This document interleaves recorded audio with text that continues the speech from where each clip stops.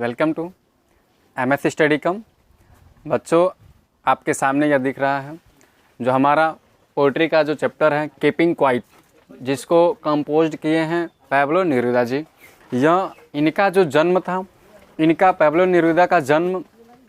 Chilli के एक छोटे से मध्यम शहर में, पराल शहर में हुआ था। और एक ऐसे कवि थे जो कि विश्वविख्यात इंटरनेशनल पोएट थे और इनकी कविताएं इतनी अच्छी आती हैं, इतनी अच्छी हैं, इसी वजह से इन्होंने राष्ट्रीय पुरस्कार लिटरेचर के साहित्य के क्षेत्र में दिया गया। कवि होते हुए साहित्य के क्षेत्र में पुरस्कार पा जाना ये बहुत आम बात होती है। ऐसे एक कवि थे। और जो हमारा यह कीपिंग क्वाइट चैप्टर है ये बहुत ही अच्छा है और इस चैप्टर में पैब्लो नेरुदा जी एक संदेश दिए हैं और वह संदेश बहुत ही अच्छा है। बच्चों, इसमें क्या है, देखिए, कवि जो पैब्लो नेरुदा है वो कहते हैं कि हम सब जो है वह 12 तक क्या करते हैं, मैं गिनता हूँ और 12 तक गिनने का मेरा आशा यह है कि क्या होगा, and we will all keep still, कि हम लोग एकदम पूर्णतः क्या हो जाएंगे, शांत हो जाएंगे। पूर्णतः क्या हो जाएंगे, शांत हो जाएंगे। फॉर वंस, एक बार on the face of the earth, इस पृथ्वी की सतह पर। अर्थात कवि यह कहते हैं कि मैं जैसे ही 12 तक गिनूंगा वैसे हम सब इस पृथ्वी की सतह पर पूर्ण रूप से क्या हो जाएंगे, शांत हो जाएंगे। फिर उसके बाद में let's not speak in any language, और वो कहते हैं कि हम जितने भी यहाँ पे लोग हैं, जो हमारे यह धर्म में जितने भी धर्म लोग हैं, हम किसी भी भाषा में बात तक नहीं करेंगे। फिर उसके बाद कहते हैं and not move our arm so much, और अपनी भुजाओं को भी नहीं हिलाएंगे, अर्थात हम अपने हाथ को भी इधर उधर नहीं करेंगे। फिर आगे है we would be an exhaustive movement, वह जो क्षण होगा, यानी क्या, हम एकदम जब शांत रहेंगे, किसी भी भाषा में नहीं बोलेंगे, हम एकदम शांति से रहेंगे, अपनी भुजाओं को भी नहीं हिलाएंगे, तो वह जो क्षण होगा ना, वह एक बहुत ही अच्छा समय होगा, बहुत एक आकर्षण का समय होगा। It would be an adjective में बहुत एक आकर्षण का समय होगा। विदाउट रश, विदाउट इंजन्स, यहाँ तक कि हम बिना किसी भागदौड़ के जीवन को लेंगे, या जो मशीनरी जो शोरगुल होती हैं वह भी एकदम क्या होंगी, शांत होंगी, अर्थात हम एकदम बिल्कुल क्या हो जाएंगे, शांत, शालीनता से रहेंगे। फिर क्या है, we would all be together in sudden stranger, और इस प्रकार से जब हम सभी लोग एक साथ रहने लगेंगे, एक साथ हो जाएंगे, सभी धर्मों को लेकर के हम एक साथ रहने लगेंगे, तो वह एक समय जो होगा बहुत आकर्षण का समय होगा, बहुत विचित्रता समय होगा। नहीं पहुंचाना चाहते हैं कवि का यह संदेश कवि यह संदेश देते हैं भाईचारे के रूप में कि जो मछुआरे हैं ना, वह मछुआरे भी जो ठंडे गहरे सागर में जो मछलियां, वेल मछलियां, उनको नुकसान न पहुंचाएं। And the man gathering salt would look at his hot hands, और जो नमक इकट्ठा करने वाले जो व्यक्ति हैं उनको यह समय मिल जाए कि वो अपने उस चोटिल हाथों का उपचार कर सकें और उसके बारे में जान सकें।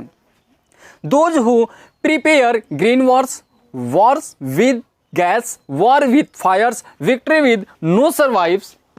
survivors, and would put on clean clothes and walk about with their brothers in the cedar doing nothing। और कवि एक और बहुत अच्छा इस लाइन में संदेश दिए हैं, वो यह संदेश दिए हैं कि जो मानव होते हैं, मनुष्यता जो एक ऐसा धर्म होती है जो मानवता का, वह मानवता के रूप में क्या नहीं करना चाहिए, those who prepare green war, जो हरित क्रांति के रूप में केवल क्या करते हैं, केवल युद्धों के बारे में सोचते हैं, और वह रासायनिक तथा आग के माध्यम से, गोले बारूदों से जो युद्ध करते हैं, वह उस युद्ध का यही परिणाम होता है, द्वेष की भावना, अर्थात क्या चीज़, संसार का नष्टीकरण कर देना, संसार को मिटा देना, मानवता के, मनुष्य के अंदर जो मानवता होती है उस मानवता को अंत कर देना। तो वही बताए हैं, जो वह व्यक्ति जो गैस से, द्रव्यों से, और जो किससे, फायर से, रासायनिक तत्वों, आगों से जो खेलते हैं, जो युद्ध करते हैं, उन लोगों के लिए केवल एक ही बात होती है, क्या चीज, जीत या पराजय। तो यहाँ पे कवि संदेश दिए कि ये सब क्या करना चाहिए, रोक देना चाहिए, नहीं करना चाहिए। फिर उसके बाद क्या है, would put on clean cloth and walk about with their brothers, और यह कहते हैं कि यह द्वेष की भावना, खूने हुए, युद्ध में सने हुए खून जो हमारे वस्त्र हैं उसको त्याग देना चाहिए, और उस त्याग के साथ नए वस्त्र को पहनना चाहिए, और भाईचारा बना करके भाइयों के साथ, मित्रों के साथ मिलना चाहिए, ताकि इस संसार में जो द्वेष की भावना है, जो युद्धता से जो युद्ध से जो लोगों की नुकसान हुई है, जो संसार का सर्वनाश हो रहा है, उस पर क्या किया जाए, एक संबंध स्थापित करके संसार को बचाया जाए। कवि इस स्टेंजा में यह सुझाव देते हैं कि हम लोग को एकाग्रचित होना चाहिए। एकाग्रचित होना चाहिए कहने का तात्पर्य इनका ये है कि हम लोग को अपने दिमाग को केंद्रित करना चाहिए, जिससे कि हमारे जो अंदर की इनएक्टिविटी होती है, निष्क्रियता होती है, वो क्या हो जाए, धीरे धीरे समाप्त हो जाए और वह हम अपने लक्ष्य पर क्या करें, फोकस करें, ध्यान दें। उस प्रकार से आगे जो कवि हैं बताए हैं कि जो हमारी यह निष्क्रियता को जब हम त्याग देते हैं, हम अपने केंद्र को केंद्रित करते हैं दिमाग को, तो जो हमारे जीवन की जो निर्वाह गति होती है वो क्या होती है, दूर हो जाती है और हम अपने जीवन को क्या करते हैं, संवारने लगते हैं। अर्थात उस समय हमें किसी भी प्रकार के मृत्यु का भी भय नहीं होता है।